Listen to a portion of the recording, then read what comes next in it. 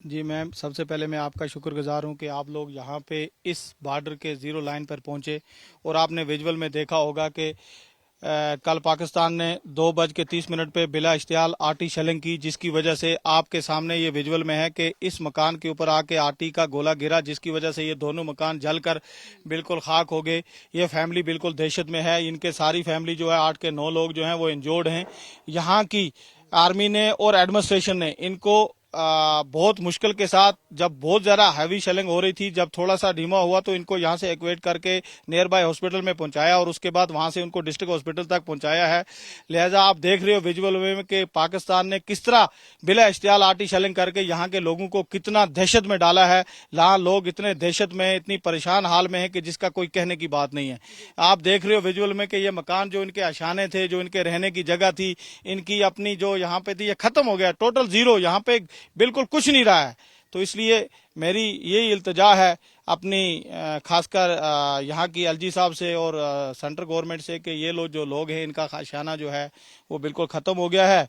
और अगर हमारे दोनों मुल्कों के बीच में ये समझौता हुआ था कि सीज फायर जो है इसके ऊपर जो है, तो पाकिस्तान ने बिला मतलब कल शाम को जो है 2:30 जो है तो फायरिंग करके हम लोगों को, बहुत सारे जो बॉर्डर के एरिया वाले रहने वाले लोग हैं, इनको दहशत में डाल। लग रहा है कि जो ऑपरेशन सिंदूर हुआ है उसकी कहीं ना कहीं चिढ़ या उसकी वजह से पाकिस्तान ने इस तरह का एक्शन लिया है। उससे पहले तो ये हैवी आरटी नहीं फायर कर रहा था।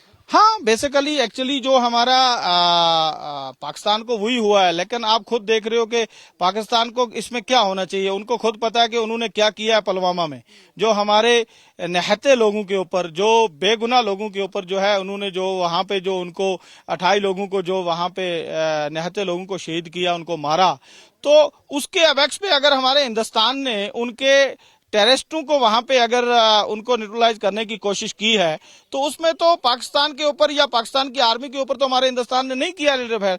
तो उनको ये जो गरीब लोग जो हमारे बॉर्डर के रहने वाले, जो हमेशा अपने आशानों में रहते हैं और हमेशा अपने कारोबार में लगे रहते हैं, तो इन लोगों को बिला इश्तियाल फायरिंग करके इनको तंग करने का और इस तरह इनके घरों को उजाड़ने का ये कौन सा तरीका, ये कौन सा इंसाफ है।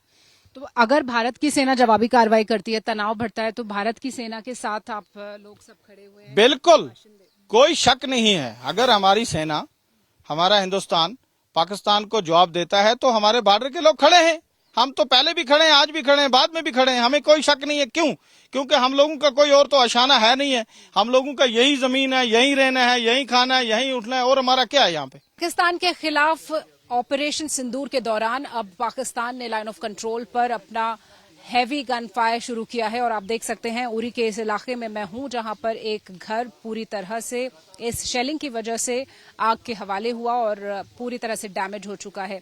आप देखिए कि इस घर की टीन डैमेज हुई, इस घर में आग लगी और ये धुआं अब भी उठ रहा है। हालांकि कोई कैजुअल्टी नहीं हुई, लेकिन लोग इंजर्ड हुए हैं और इस पूरे इलाके में ऐसे तमाम घर हैं जो इस तरह पाकिस्तान की तरफ से आने वाली फायरिंग से नष्ट हो गए हैं। और भारतीय सेना जब ऑपरेशन सिंदूर चला रही थी, अलग अलग सैन्य ठिकानों को वहां पर सैन्य ठिकानों से जो आतंक के ठिकाने हैं उनको बर्बाद कर रही थी, और यहाँ जो भारत के सैन्य ठिकाने हैं वहां से वो इस तरह से रिटेलिएटरी फायर कर रहे थे। जब पाकिस्तान की तरफ से ये गोलाबारी की जा रही थी तो भारत भी उसका जवाब दे रहा था। लेकिन पिछले 13 दिनों में लगातार स्मॉल आर्म्स फायरिंग हुए थे पाकिस्तान की तरफ से, और पहली बार जब कल पाकिस्तान के आतंक के आउटफिट्स को निशाना बनाया गया, उस वक्त पाकिस्तान ने बौखलाकर यहाँ पर हैवी आर्म्स फायरिंग की है। ये हैवी शेलिंग से आप देखिए कि घरों की छतें टूट गई हैं, घरों में आग लग गई हैं, और तमाम ऐसे घर इस पूरे इलाके में हैं। हम इस वक्त उरी सेक्टर में हैं जहां बॉर्डर का इलाका है। तमाम वो गांव हैं जो बिल्कुल पाकिस्तान की फायरिंग की रेंज में आते हैं, और यहाँ पर आप देखिए कि कैसे ये घर में जो आग लगी कल रात में शेलिंग के बाद, ये अब भी सुलग रहा है।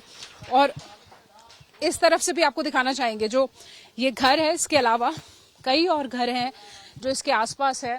तो अंदाजा लगाया जा सकता है कि ये कितने करीब हैं पाकिस्तानी पोस्ट के रेंज में आते हैं।